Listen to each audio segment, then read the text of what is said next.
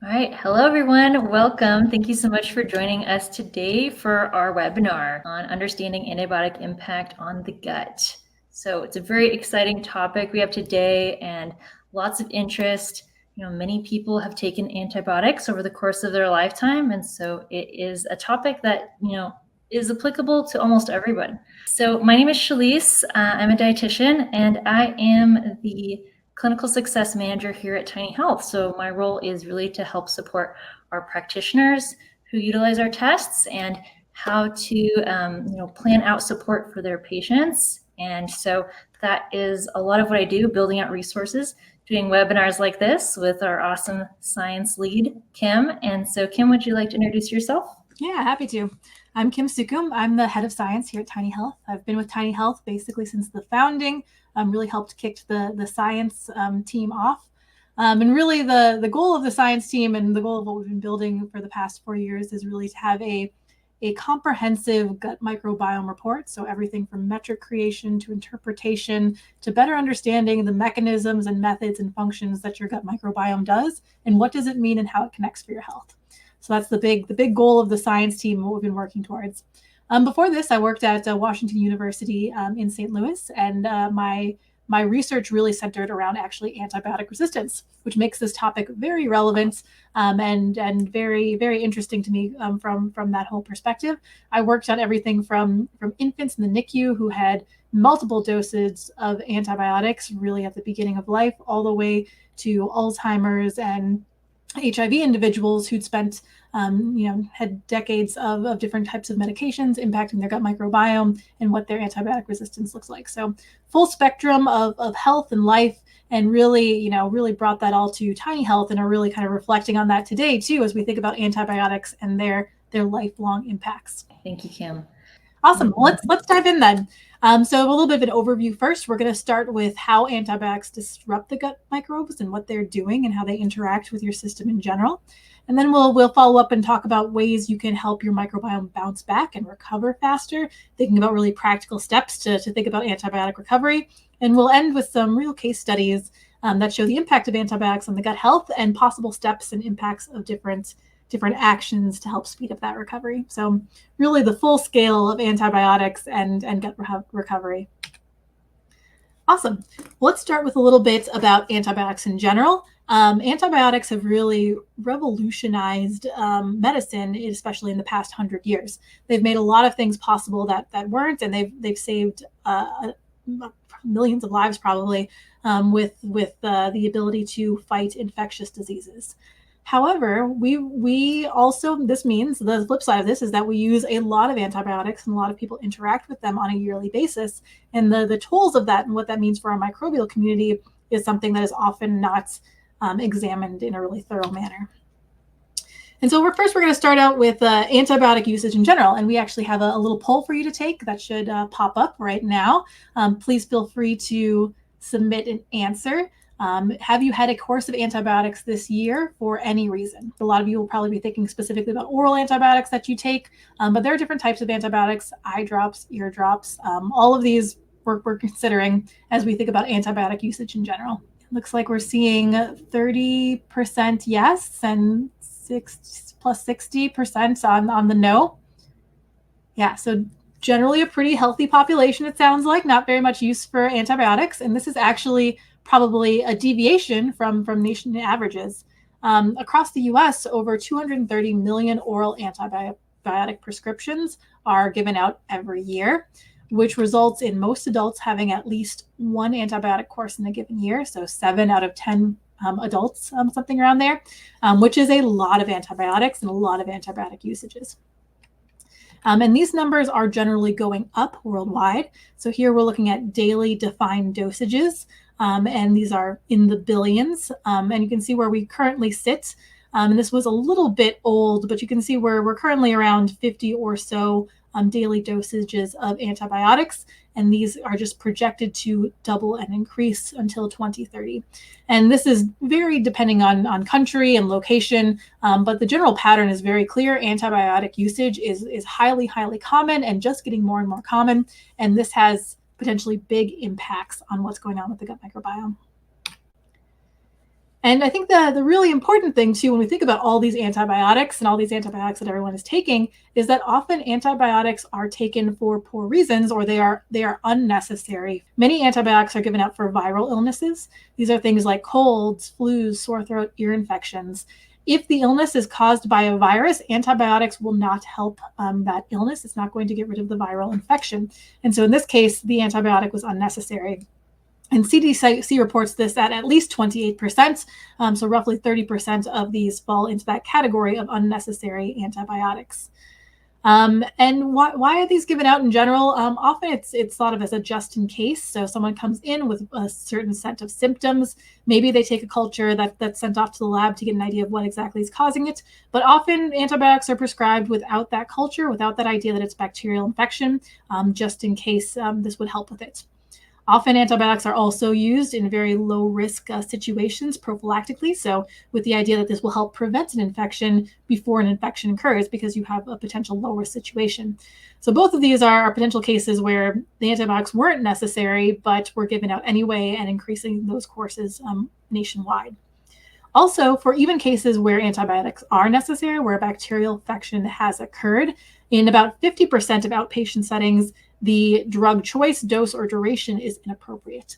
So again, often antibiotics are very specific to what particular bacteria is there and its resistance to different potential antibiotics. And again, this is a very complicated thing for doctors to figure out. Often you have to have cultured or done some kind of workup to figure out what bacteria is there, what dose is appropriate. Often you don't see this changing even when the culture work comes back. So even in these cases where antibiotics are necessary, often potentially multiple rounds are needed because the wrong antibiotic was used. So all of this results in a picture of a lot of antibiotics. And this is important because it has a big impact on your microbial ecosystem that lives in your gut. So our bodies are not just those bad bacteria that are causing infections, but the good ones too. And these are just as impacted by antibiotics as your infectious ones.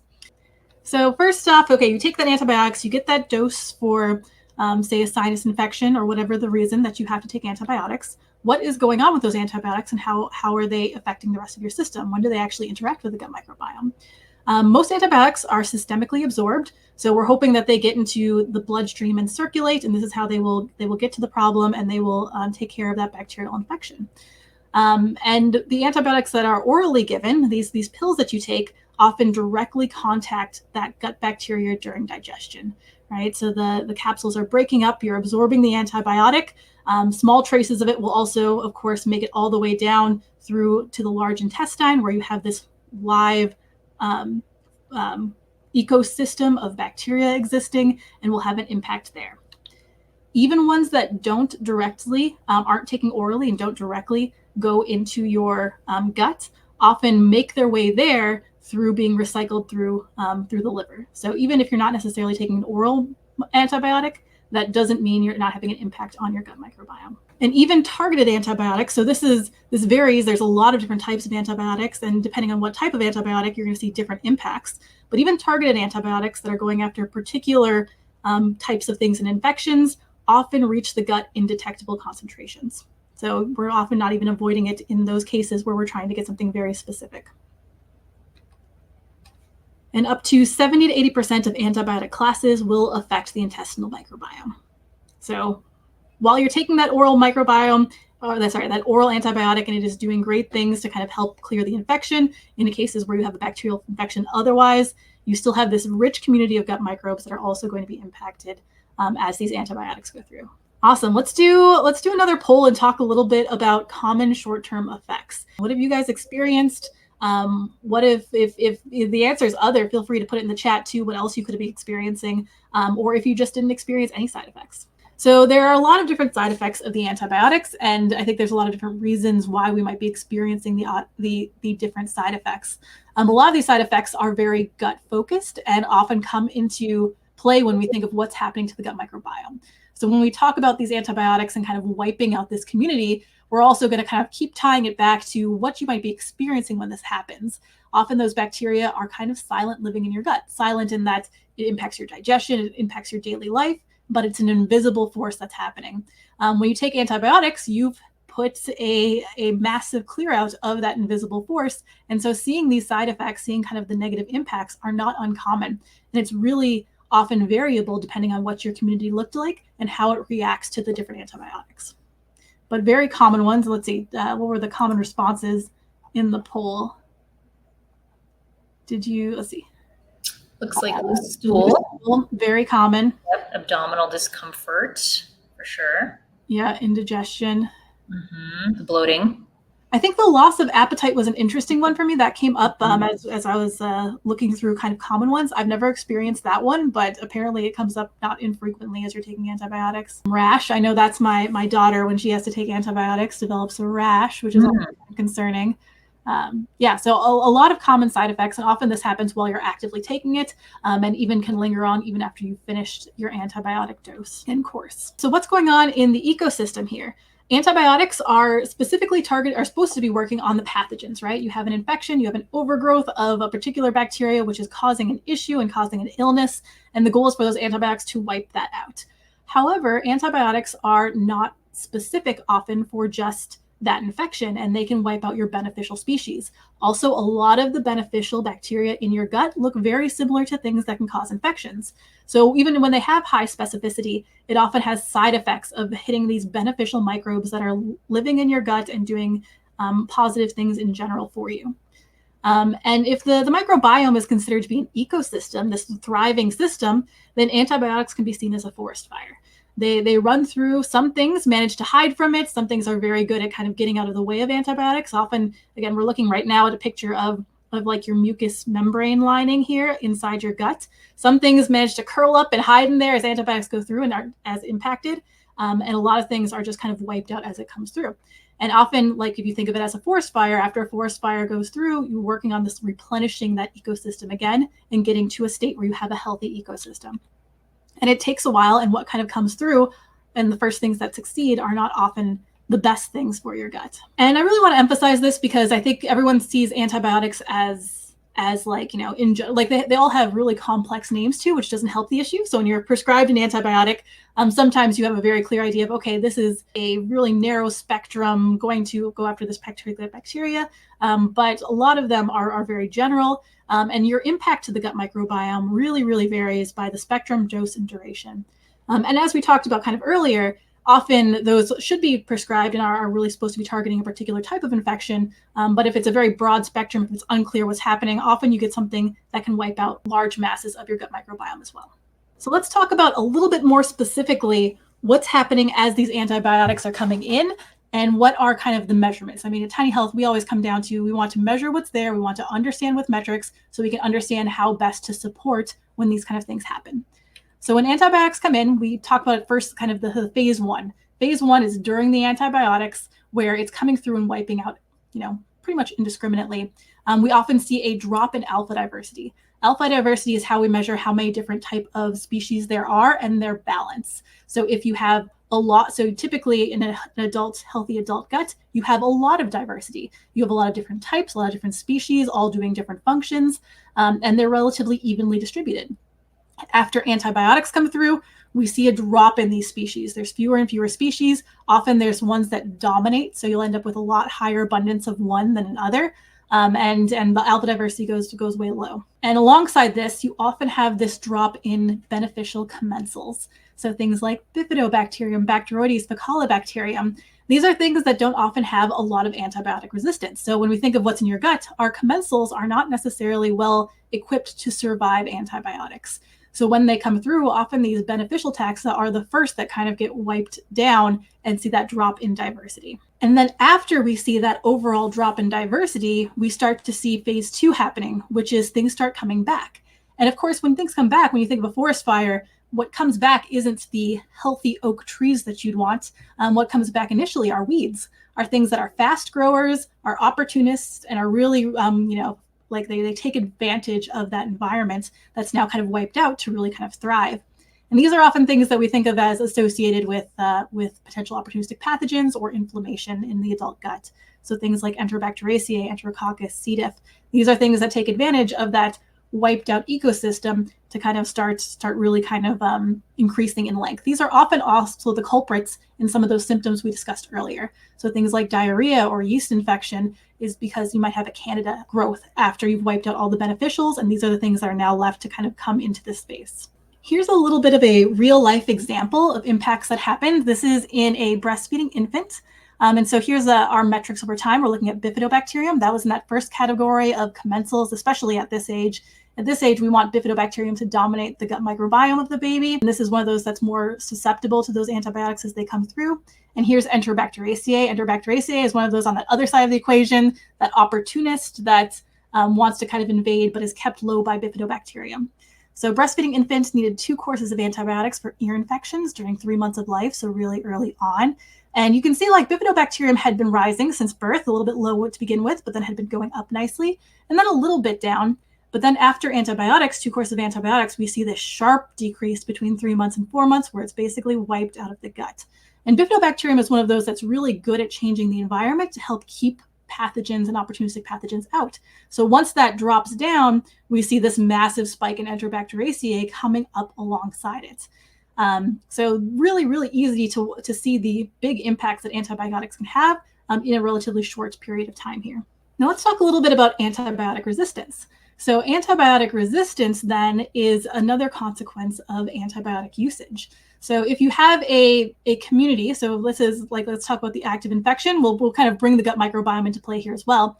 But if you have this harmful community of bacteria that's causing an infection, and there is a particular mutant in here that has antibiotic resistance, when you take antibiotics, it creates selective pressure.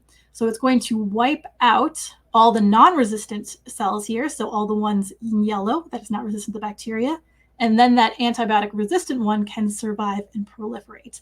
This is also why, especially as you're prescribed antibiotics, it's really stressed to take your entire course, because stopping halfway through encourages whatever's there that's resistant to continue to thrive and take over that environment, and actually encourages greater and greater antibiotic resistance. But this will happen even if you take your potential full course, and is something happening that's worldwide with more and more antibiotic usages. We're seeing more and more antibiotic resistance evolve. It's a natural kind of reaction to a strong selective pressure, which antibiotics currently are. What this means for you across your lifespan then is as you take antibiotics, it's highly possible to get antibiotic resistance living in your gut and have it continue to proliferate as you take more and more dosages over time. The Tiny Health Report looks at this in 2 different ways. We look at the antibiotic abundance index and the antibiotic richness index. Both of these are measurements of those opportunistic pathogens and the ones that particularly carry a lot of antibiotic richness. So here you can look at antibiotics were taken, I think, right after the 11th month sample, and you can see the antibiotic abundance index increase and richness increase as well. Now, what's interesting is even after those bacteria leave, you can still see high amounts of antibiotic richness. So low levels of things that didn't quite get wiped out of the gut that keep around and may potentially cause issues later in life with other introductions of antibiotics or other infections. And this is something that happens, like we think about this in a lot of ways. It's happening in your ecosystem, but it's also happening in environments that you interact with. It's happening in hospital systems. It's happening across your home. So it's definitely something to always be aware of as we take more and more antibiotics, that it leads to an antibiotic resistance effect. And why is this important? That makes these bacterial infections harder and harder to treat in the future as they are resistant then to that particular antibiotic. Okay, let's go into more. So we talked about short term, and we talked about the community collapse and then that increase of those unfriendly opportunistic pathogens. Let's talk about more long-term consequences. So after this, again, thinking of the forest fire, what happens long-term? Some of you who have had antibiotics recently, or if you're thinking back in the past, have you ever experienced symptoms from antibiotics that lasted longer than a week? So this is after your antibiotic is gone, after you should be starting to feel normal again, your community is recovering, long-term impacts. Some have been, so far we got a little bit of split, quite a few unsure. I think unsure is really common. Sometimes it's really hard to tell if it was an antibiotic cause or maybe it was something else. Maybe it's still the lingering infection. Maybe it's something else that's driving the symptoms that you see. I feel like every time I take antibiotics, it's always one of those kind of cringe moments because I'm never entirely sure how long it'll impact me and how long it'll take to get back to normal. So let's talk about what are some of the long-term consequences, and especially in healthy individuals, and then we can start talking about what do we do about it. So now we kind of talk about phase 3. So we've gone through antibiotics, we've gone through potentially the surge of opportunistic pathogens. Phase 3 is more of the ecosystem recovery. This is where diversity rebounds, although often it doesn't quite return to baseline. In this study, this was a study I was part of back at Washington University. We gave antibiotics to healthy individuals. These were common antibiotics that are prescribed for respiratory infections, so things very commonly given to healthy individuals, and then tracked over time what was going on with their microbiome. You'll notice that there's like a baseline period, that perturbation specifically with the antibiotic, where we see the diversity drop. And then we have this long slope of recovery that lasts from weeks to months before we hope to get it back up to what that baseline was. And this period is really what we consider antibiotic scarring, because sometimes this happens quickly and sometimes it's something that can really linger on for long periods. And other studies have shown this too, that while we want this recovery, like, ideally, you need antibiotics, you take them, and we have a sharp kind of recovery back to normal. But in some cases, certain keystone taxa, like bifidobacterium or Faecalibacterium, often fail to recolonize. And they don't come back in the gut, and you have a different composition. And this residual imbalance can persist for months, affecting both your metabolism and immune system outside of this as well. And for some individuals, it's more dramatic than others. I'll dive a little bit more into that specifically. So some gut microbiomes actually never fully recover. So one interesting thing we found in this study, you can see of this population, all the blue individuals were ones who bounced back and got back roughly to baseline, maybe a few taxa missing, but roughly back to normal. While the pink ones actually ended up, and these were initially healthy individuals, actually ended up in a different state entirely. So they ended up looking more like ICU patient microbiomes, and they never actually came back to that healthy state. So this is a case of an ecosystem that's thrown off balance. So here you're in a healthy state, you're thrown off balance by antibiotic resistance, and rather than going back to your previously healthy state, you end up in this relatively less healthy gut inflammation state, which then can have lasting impacts and is much harder to get out of to return back to that healthy microbiome state. Now, this was just a small proportion of the population, so this doesn't necessarily happen to everyone. And a lot of this, and we'll talk about this where we talk about recovery as well, a lot of this can depend on what your initial composition looks like. So the stronger your gut microbiome is as you enter into antibiotics, the less likely it's potentially going to be knocked off kilter into a state where it's hard to get back. Let's talk a little bit about, so I know we talk a lot about with adults here, but let's chat a little bit more broadly about antibiotics that have more lifetime impacts and what this means across your lifespan. So we talked about in adults, let's see, maybe it should come up. In adults, so one of the most common risks, and this was from 2016, so a little bit dated here, so we have even more things here potentially. But one of the most common risks is increased risk of C. diff infection after antibiotic usage. But there are longer term impacts depending on when you take those antibiotics in your life. And when we look at younger individuals, so anywhere between 1 year up to 70 years, we see an increased risk of type 2 diabetes associated with repeated antibiotic usage. When we look at this really narrow window of infants under 1 year, we see an increased risk of childhood obesity with antibiotic usage. And even earlier in this time period, we see an increased risk of infections, asthma, allergies, and type 1 diabetes. And across this entire time span, we showed what I just showed with this increased risk of loss of microbial diversity and enrichment for resistance genes. So long-term impacts are highly variable, but often antibiotics at any time can have long-term impacts.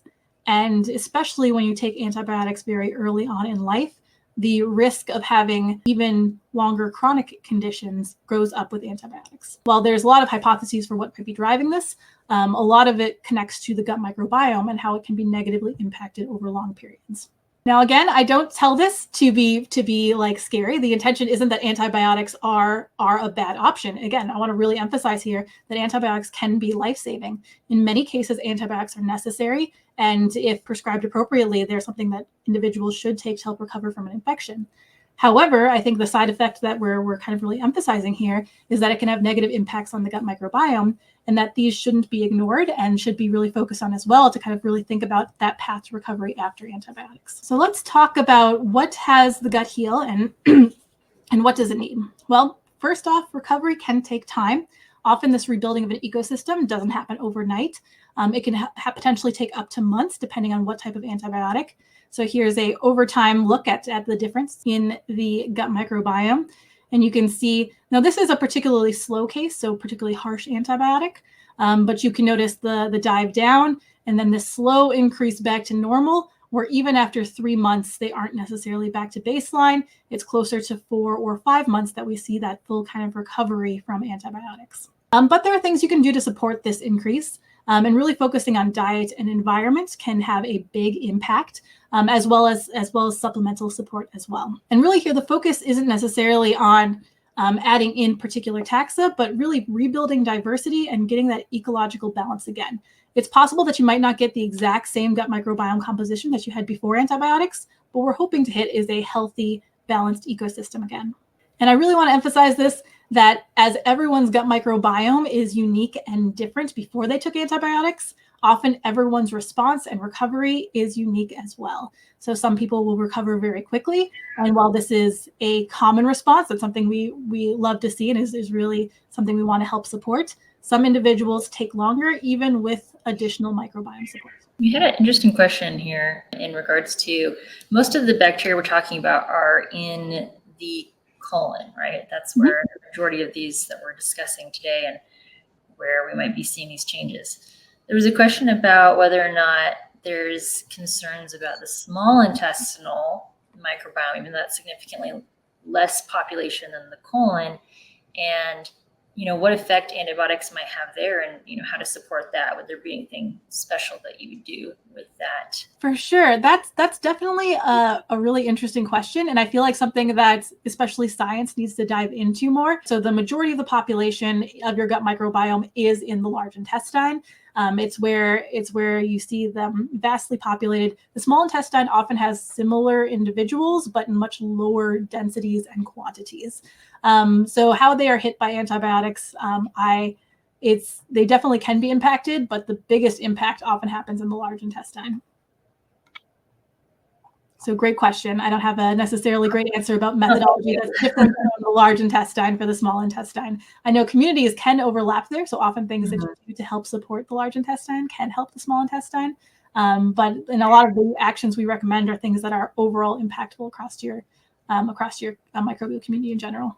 So let's dive into that though. Let's talk about what those actions are and what you can do and how this has an impact.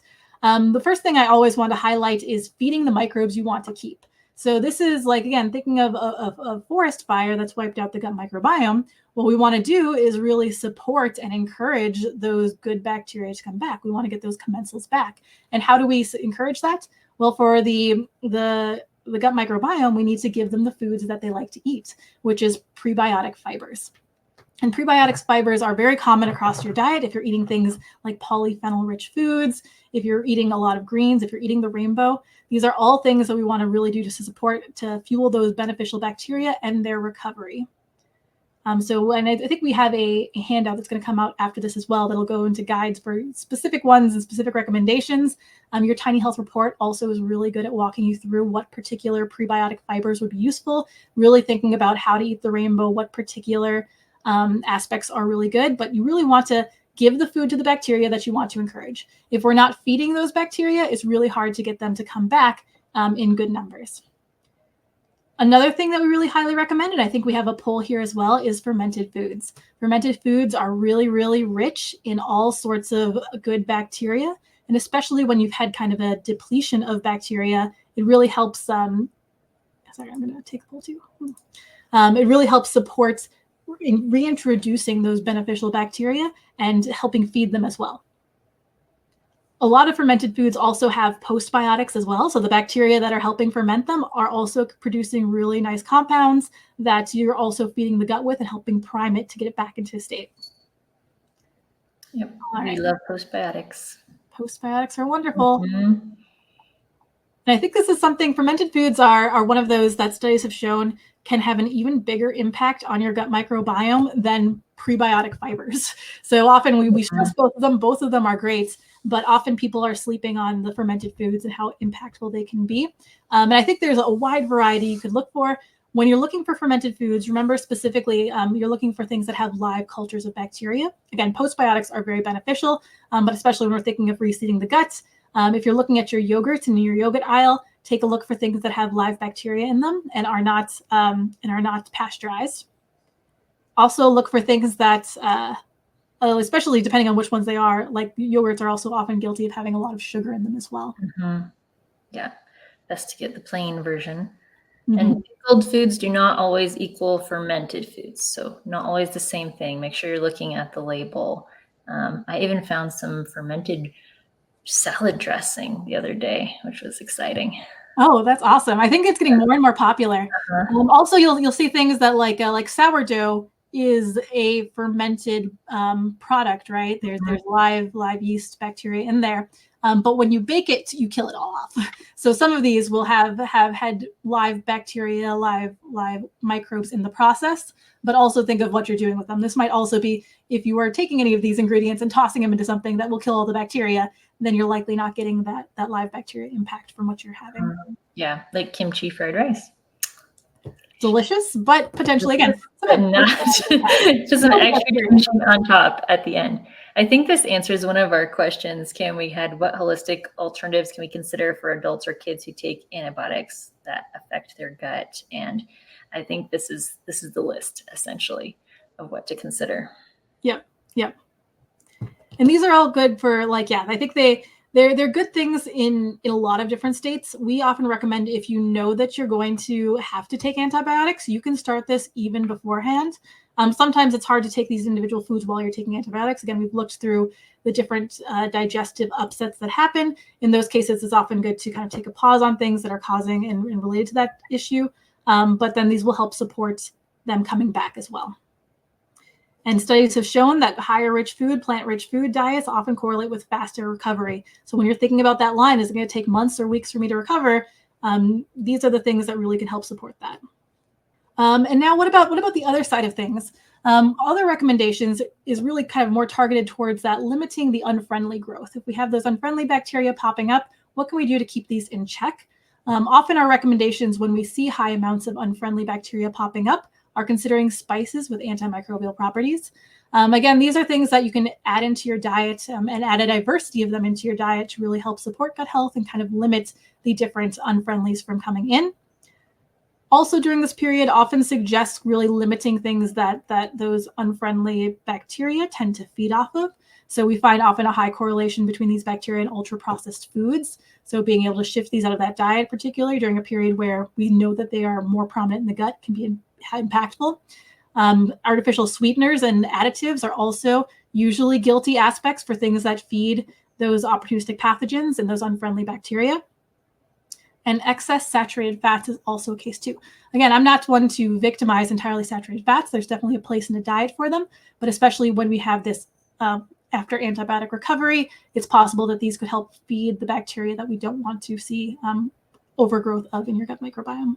Really big impact too. I think people often underestimate that impact that stress and lack of sleep can have on gut issues. These are also things that are often cyclic. So having stress and lack of sleep can have gut issues. Gut issues will have perpetuate issues with stress and lack of sleep. So during your recovery period, as you're trying to really focus on getting that healthy community back, this could be a quick and easy depending on who you are, to really kind of start that rest and recharge phase as well. Now let's talk a little bit about probiotics. So probiotics are really interesting with when we talk about antibiotics. We often encourage using probiotics even during antibiotic usage. Certain strains have been found to help prevent antibiotic side effects like diarrhea. So things like L. rhamnosus, Lactobacillus rhamnosus GG, and Bifidobacterium longum are both strains that have found to be impactful to help prevent these antibiotic side effects. So taking them during and then after antibiotics can help reduce the odds of these types of symptoms. And often when we think about taking probiotics and antibiotics, we recommend you take them hours apart. Ideally, you'd be able to take one in the morning, one at night, so we're not actively killing off the bacteria that you're taking at the same time. But a little bit of spacing works as well. Yep. And we did have a question here about that, about when to use antibiotics, when to use probiotics with antibiotics. So thanks for clarifying that, Kim. Mm-hmm. I think an interesting thing with probiotics too, probiotics alone are often not enough. I think people think of what's wiped out. Often probiotics like lactobacillus, we don't expect to colonize the gut. Bifidobacterium doesn't colonize in high numbers. So if you had a big wipeout and are using these strictly to try and get those good bacteria in your gut, they won't bring back a lot of the good commensals that you could potentially have. And actually, some studies have shown that it actually slows down the amount of diversity that's coming into your gut. So I think it's one of those that you really want to use them really strategically and alongside a fiber-rich diet, fermented foods, or other supports to really kind of get the rest of your commensals back into play. Yeah, and appropriate dosages as well, right? Yep, exactly. And I would say too, probiotic usage is likely much more impactful in infant ages as well. Again, we gave that example of the baby who had the bifidobacterium wiped out. We recommend those bifidobacterium probiotics to help supplement that again and improve the amount of bifidobacterium in the gut. There we expect actual colonization versus in adults, where sometimes we see that colonization, but really we're expecting things like Faecalibacterium, the rest of those anaerobes to come in as well. These microbial ecosystems rebuild slowly and dynamically over time. That support for them isn't often a quick fix. It's great if your ecosystem can kind of bounce back naturally, but often you have to give it a little bit extra support to get to that baseline and have that recovery happen quicker. And that repeated antibiotic use actually often resets this clock. So if you were knocked down and then take antibiotics again, you could imagine more diversity and longer time to get back up to your standard community. So I basically recommend after each antibiotic course or during it, take supportive action then to try and recover as quickly as you can and make sure that you get those commensals back into the gut. Yeah, we did have a question here about when kids take antibiotics, specifically babies, do their microbiomes really truly recover diversity? Yeah, and I think that we have seen plenty of infant microbiomes that do. So I think it is definitely possible, and it's not necessarily lifelong scarring because they take antibiotics, even though often babies are given frequent doses of antibiotics, often for ear infections or other concerns. And each of these can have long-term impacts. I think the biggest risk here is to not check in and not help support that recovery. So taking action quickly, making sure they're getting that bifidobacterium probiotic, doing something to support that bifidobacterium, gets them back on track after they've been kind of shifted off that course. Yeah, the appropriate fiber and the colorful diet is also going to have a big impact in that population. Also, if breastfeeding can have a big impact as well. So if you're bifidobacterium feeds off of human milk oligosaccharides, which are in breast milk. So if you continue to breastfeed while giving antibiotics and after, that can also really help give that prebiotic fiber to keep the community thriving. I think the one thing I recommend is often don't stop breastfeeding, even if given antibiotics. I think it's also an interesting case if mom is given antibiotics as well, what to do in those cases. Some antibiotics can be transmitted through breast milk to baby, but it kind of depends on what particular antibiotic and whether or not mom can continue to keep breastfeeding during that period. Mm-hmm. Yeah, there was a question actually about antibiotics during pregnancy, Kim, in regards to whether or not that impacts the infant or the fetus, I guess, at that age. Mm-hmm. Yeah, and actually, I have a case study specifically goes into one of these. This was during GBS, so right during delivery and labor.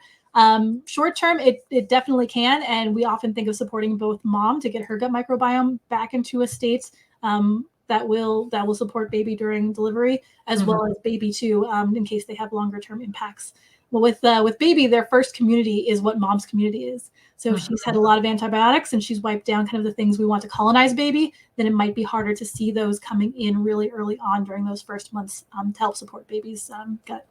And then the last thing I really want to say here for recovery and diversity is it's really important to monitor and adapt over time.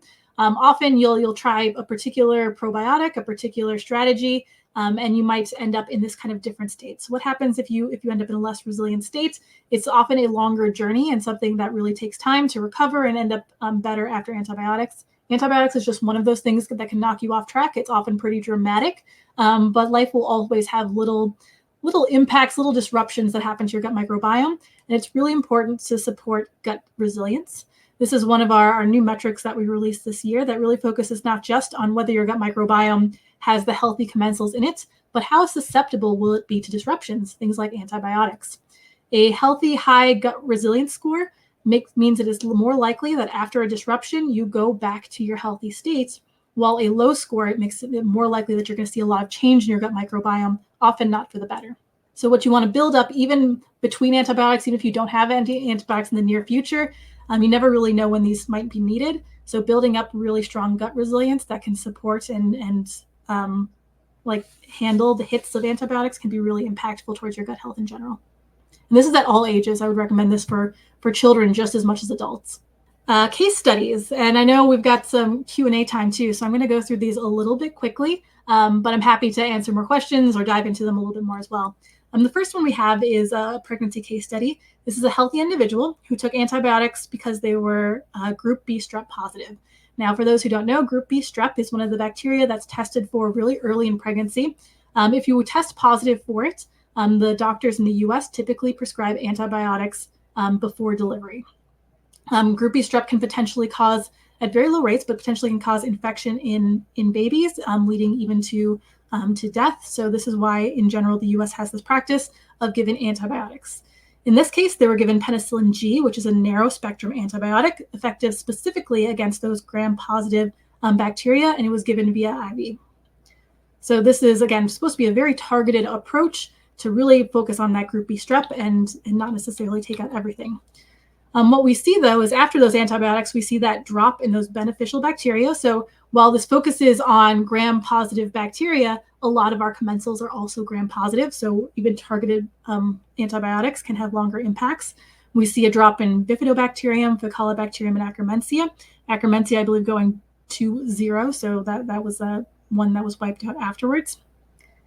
And we see this rise of disruptive microbes after this. So an increase in Pseudomonas, an increase in Enterococcus and Campylobacter that had previously not been present in the gut microbiome. So these things acting as opportunistic in this community that's been wiped down after the antibiotics. We also see this drop in short-chain fatty acid production, specifically in propionate and acetate that goes alongside this drop in diversity. And then if we look at baby, so after baby was born, we see a sample there as well. Here, some mom dropped down in bifidobacterium. Bifidobacterium is one of those that we really want transmitted to baby during delivery or afterwards. This helps seed baby's gut. You can see mom didn't have any bifidobacterium. And in this case as well, we see 0% bifidobacterium in baby and this 33% Enterobacteriaceae. So again, there's a lot of potential things that could have been resulting in why we see this increase in Enterobacteriaceae and low bifs in baby. But in this case as well, we think of those antibiotics potentially as well causing more long-term impacts. In this case, actions are pretty straightforward. Supporting baby is as straightforward often as a bifidobacterium probiotic that can really help increase those amounts and help support dropping the Enterobacteriaceae. And then there's a wide variety of those dietary and supplemental actions that mom can take as well to support her gut and get those beneficials back in. And then for here is an example of a healthy adult who took antibiotics after a sinus infection, this time amoxicillin, so a broad spectrum antibiotic taken orally. For recovery, they increased fermented foods and an Akkermansia probiotic with HMO support. And here we see, so the antibiotics are taken between these two samples. You see the massive drop in Akkermansia, the increase in Enterobacteriaceae, very characteristic of antibiotic usages. We also see relatively quick recovery in this case. So here Akkermansia shoots back up, which is great to see, and Enterobacteriaceae comes back down. So it looks like mostly a blip of a sample over the course of a year. That's great. However, some metrics did not recover. We're still seeing antibiotic richness after that period, leading up even 6 months after antibiotics are taken, as well as antibiotic abundance. So recovery in some ways, but not others. So something's still disrupted. And in this case, I think what's really cool here is we see that Akkermansia increase with the Akkermansia probiotic and the additional support there. But there's probably also additional actions that could be done to really support bringing down richness for long-term gut health as well. And then finally, this is a child that took multiple courses of antibiotics for ear infections, so 4 to 6 courses before 1 year. For recovery, they had increased fermented foods, a bifidobacterium probiotic, and HMO support. And here we can see more of the long-term impacts. It was more of a journey here. We see the antibiotics. We see a slow recovery of bifidobacterium, but it does increase quite a bit to healthy levels. And it takes time to see that antibiotic richness drop, but over prolonged support, we see that go down as well. And this is a case, too, where there's a lot of things to support as they get older with the Rainbow Food Tracker and checking digestive capacity. Even long-term support here, we see digestive capacity is looking good. So while we saw that antibiotic blip really early in life, we're seeing healthy amounts of digestive ability here, fiber digestion, complex sugar, and overall healthy gut, even with multiple courses of antibiotics. So yes, in general, we do see recovery, and it's not something that necessarily has long-term scarring if supported. So just to reiterate, healing after antibiotics can save lives, but they can also leave an impact on the gut microbiome. Some symptoms are immediate, but some have long-term consequences. And really helping with fiber and fermented foods, taking actions can really help recovery in the long term. And with that, I think we can jump into any additional questions that we have. Awesome. Thank you, Kim. It was really helpful and informative. And I just really love that the wildfire analogy. It just makes so much sense. So thank you so much for that information. We have a lot of questions, and we went through a few of them during the presentation, but let's get into some of them. One of our participants asked, does baby inherit mainly their microbiome from mom or dad too? Yeah, no, this is a really cool question. And the answer is both. You get it from both mom and dad. Mom is often the first source, right? Even during delivery, if baby's going through vaginal delivery, the baby's coming in contact with vaginal microbes and stool microbes, and all of those are what should be seeding baby's gut. So that's the first instance. As well as breastfeeding, mom is also passing and feeding bacteria through breastfeeding. However, dad and family and everyone else plays a role too. And these are also kind of donating to bacteria, and we can donating bacteria to baby, and we can see influences of every family member in baby's gut microbiome. So all of those interactions are important and impactful. When we think of gut health, it's a family experience. We share gut microbes. Having strong gut health in each of those family members can really help support baby. Yep, even pets can influence the microbiome for us and babies, so it's really exciting. We had a couple questions about kind of steroid use, tropical creams, corticosteroids, and the questions were generally around, do those products potentially have an effect on baby's microbiome, and specifically maybe Akkermansia? What has your experience been with that? Ooh, that's a really good question. And I think it's something that's really hard to unentangle, I guess, because there's a lot of impacts that it could be having a gut microbiome, and particularly Akkermansia. Akkermansia is one of those, especially in very early ages. So we don't see it come in until a little bit later as baby becomes more, as baby and child becomes more established on solids. And often, even in adults, we need to see like specific dietary support to really make sure it flourishes. So we think Akkermansia is very important, but what exactly caused it to be absent in young children, I think is still kind of a question, and what we can do to better support that age, making sure it comes in, I think is also a really, really active question. So high level, no, I don't know. I think that's something I would love to try more into. Yeah, we did collect that information in the Tiny Health questionnaire, and so I'm sure we'll be able to extrapolate more about that in the future. And I highly encourage, since I have an active audience here, like to check out our different research editions, because we are actively asking a lot of questions around very specific topics like the oral gut microbiome and the oral and gut microbiome axis, as well as the aging microbiome. So if you're interested in research and helping support these endeavors, really encourage you checking out that page as well. We had a question about antibiotic course length. Kim, you mentioned if you don't finish the antibiotic course, it can contribute to antibiotic resistance. With doctors using cookie cutter approaches or standard recommendations, it seems they always prescribe longer versus shorter. Would taking too long of a course also contribute to it got cut off? So I don't know. Yeah. No, I think this is a question that I think about a lot and actually comes up relatively frequently, because we do see that evidence that often doctors are leaning towards longer courses of it, and the concern here is with antibiotic resistance that you should take all of it, right? So if you allow some small community to stay of that pathogenic bacteria, then it is more inclined to repopulate and have a resistant population, and then you'll need another round, which is why the huge emphasis on finishing the courses you're given. However, and this is often in the person who's prescribing its hand, it's really important to make sure that they get the appropriate prescription, because then if they are taking a longer one than necessary, we're adding more antibiotics than needed. Their next question was about from your experience as our head of science, any research showing antibiotic use and autoimmune disease connection? So this is actually one of our big topics that we're diving into in the next year as well. Autoimmune diseases are something that is is really kind of tied to a lot of different factors. And it's something that like the gut and the gut microbiome is potentially playing a large role in as one of those factors. And I believe hitting it, especially with antibiotics relatively early, can have long-term impacts. And we see this really dramatically in certain autoimmune diseases, and in some autoimmune diseases, less clear. So I think it really probably depends on the timing of it and the timing of those antibiotics. I think one of the biggest kind of mysteries that we're still hoping to solve here around antibiotics is their long-term impacts are not necessarily well characterized. So to some degree, we're seeing these conditions develop and they have a healthy gut microbiome now, right? So you've done everything for your gut microbiome now, but that doesn't necessarily say what happened during your childhood. And sometimes long-term antibiotic usage early on in childhood could have impacts in the training of the immune system and how the immune system reacts to different components that are lifelong even after your gut is fixed. So I think there are definitely really impactful windows here where we're going to see influence more chronic conditions than others. Which beneficial bacteria are best at avoiding the forest fire of antibiotics? How does the bacteria protect itself, and how can we support that? Yeah, no, that is a great question, and something that I think like I would love to have better ways to support it so they could hide, right? Like usually the commensal bacteria don't have necessarily as much defenses against this. Usually it's those pathogens that are holding and are holding different reserves of antibiotics. So it's really unfortunate that E. coli, which causes infections, also has the most antibiotic resistance and defense against antibiotics.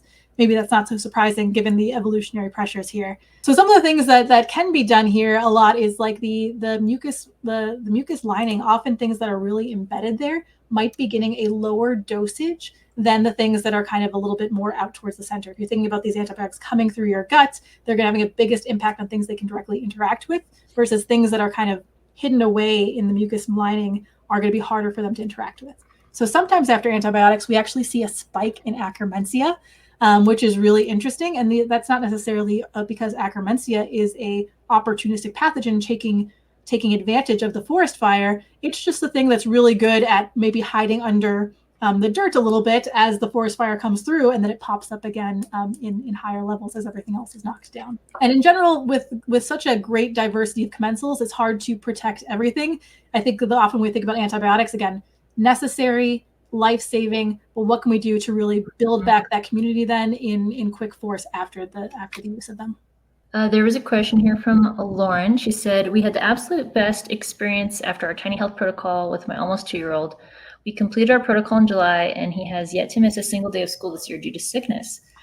Awesome. With that said, I want to understand the best way to support his gut if antibiotics are needed in the future. What are 3 to 5 action steps I can take for my kids or myself if they actually need antibiotics in the future? So I think this is one, awesome to hear that everything is going well. And I think it really kind of stands to that testament of this connection between your gut microbiome, especially at early ages, and your immune system.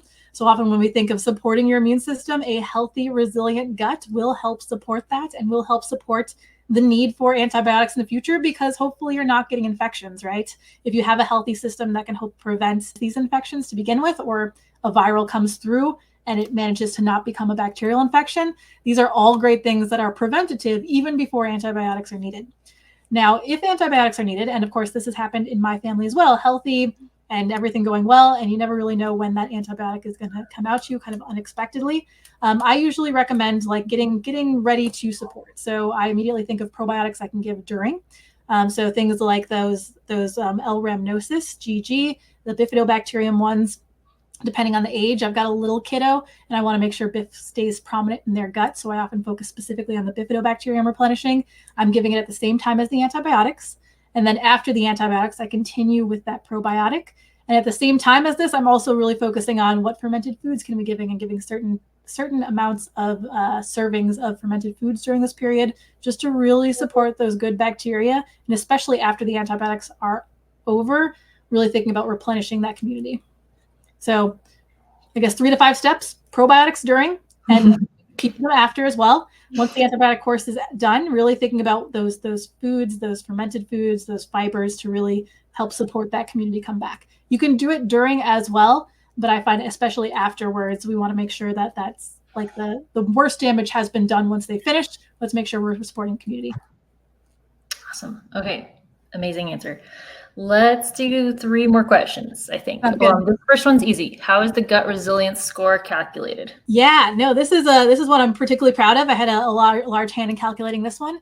So we actually looked at a number of a number of individuals who had taken multiple samples and looked at how different their samples were. And we found distinct patterns. So some individuals would have the same basic composition after every single sample, regardless amount of time and regardless amount of what they did in between, right? This includes like, I went on a trip to Bali, I went on a adventure here, I changed my diet here and here, and yet every single time, very similar composition. And then we had other people that fall in that exact opposite category, where regardless the amount of time here, almost like, after controlling for the amount of time, we see large shifts in their gut microbiome, and it was consistently changing in one direction or another. And this actually could be tied to patterns in their gut microbiome. The presence of certain bacteria and function predicted whether or not we would see high resilience or not. So you could actually cultivate a community of resilience versus have a community that was more likely to be disrupted, even before that disruption happened. And here we're using a machine learning model to specifically do those predictive pattern characterizations and then build that into our algorithm. So even if you only sampled a single time, our algorithm will tell you, do you look more like those guts that are going to stay stable and healthy over long periods? Or do you look more like those guts that are basically an ocean or a boat on the waves, and it's just going to be up and down with every single life change? And this helped us kind of define that. There will always be kind of exceptions here where a particularly long dosage of antibiotics, even if you have the most resilient gut, is not going to be able to stand up to it. But at least this gives you a feel for how resilient your gut is to those typical day-to-day interactions. I received loads of antibiotics as an infant, kid, and no breastfeeding, raised very low fiber and ultra processed foods. I messed up my GI badly. Is restoration possible after so many insults? Yeah, I think this is something that a lot of us are in this boat, especially just thinking of like the amount of decades of work that's come out and shows how big of an impact low fiber, ultra processed antibiotics and breast milk have on the gut microbiome. These early stages have a big impact on your gut composition, as well as like your lifelong chronic condition stasis. So what about the GI now? What's nice about the gut microbiome is that it is influential and you can change it. So you can support your gut microbiome, and that can have a big impact on potential severity of symptoms depending on what conditions you have, as well as like, kind of protecting for the future. Like your gut microbiome often gets worse as you age now. So often, depending on where you are right now is not the time to stop thinking about your gut microbiome, that it's already too far gone. It's the time to start preparing for as more insults will come, more disruptions, how do we get it in the healthiest state it will be to help weather those storms as well. So I think what's nice, always opportunities to improve and to get into a better state. Although, yes, those lifelong impacts are kind of often hard to measure, and some of them are not going to be necessarily reversible at this stage. We had another similar question that was asking about like specific GI diseases and whether or not the tiny health tests can help with that. Do you want to speak a little bit, Kim, on kind of the approach of it being a wellness test and how that can support specific issues? So the tiny health test is a wellness test. We do not diagnose. We do not offer medical advice at all. However, it can be very helpful with understanding what your gut composition is and things you can do to better support the gut composition of your microbiome. So you can think of things specifically as in, like we know what a healthy gut microbiome can do. We know it can produce short chain fatty acids. We know it's involved in inflammation, and we know it's involved in like a lot of different kind of digestive paths of it. So your report will kind of dive into each of these different metrics and give you tips and recommendations to help improve and support these different aspects. And for a lot of these, like for different conditions, sometimes we have more information about the associations and metrics that are important in them.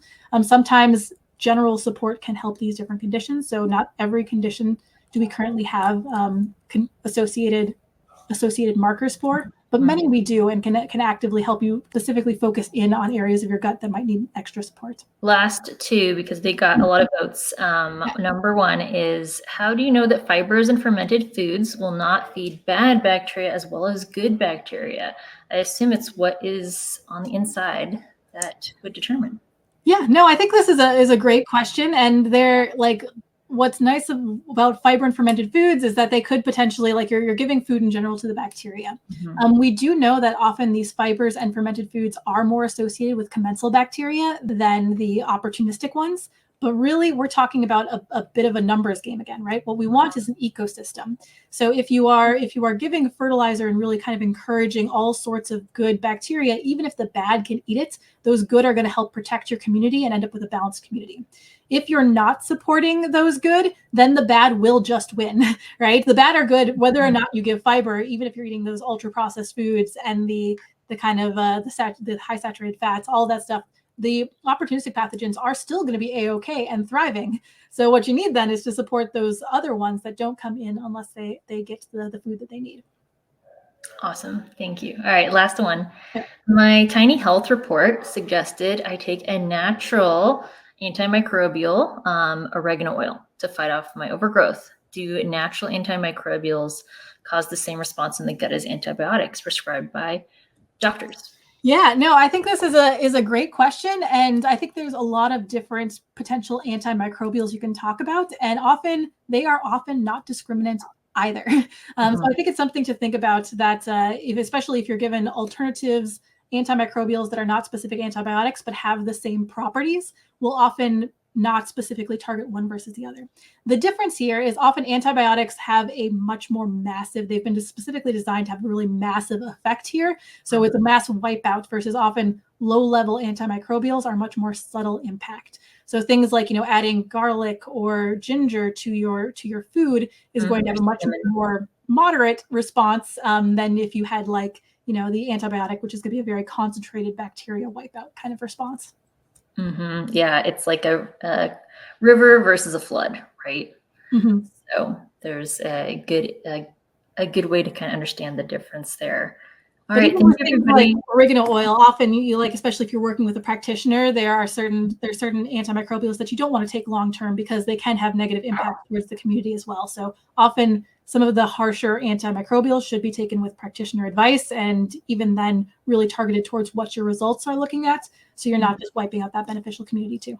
Yeah, and that's why retesting is so important, because you really need to be implementing some sort of plan for how you want to improve your gut, and then be retesting afterwards to see if did that plan actually work. Did you do it long enough or too long, or do we need to customize it a little bit more and make some other changes? So yeah, that's why I think the retesting of your gut is just so powerful, because then you can actually see, hey, did this work? And if so, how well? Do we need to keep doing it? Do we need to do something different? All right. Wonderful. Thank you, Kim. And thank you everybody so much for all your fantastic questions. Have a great day, everyone. Take care.